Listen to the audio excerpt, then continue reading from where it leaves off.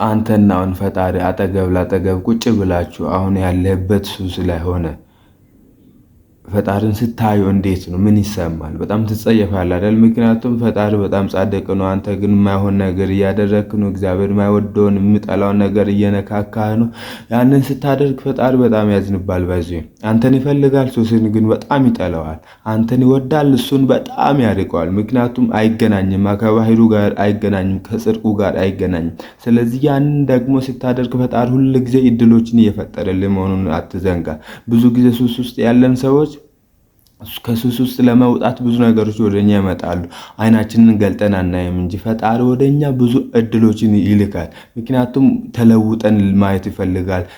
ከዛ ሱስ ተለይተን የእሱ ልጆች ሆነን ወደ እሱ ተጠግተን ሞር ትናንት ከነበርንበት የተሻለ ህይወት እንድኖረን ይፈልጋል ፈጣሪ። ስለዚህ ብዙ እድሎች የመጡ ነው። አይንን ግለጥና እየው።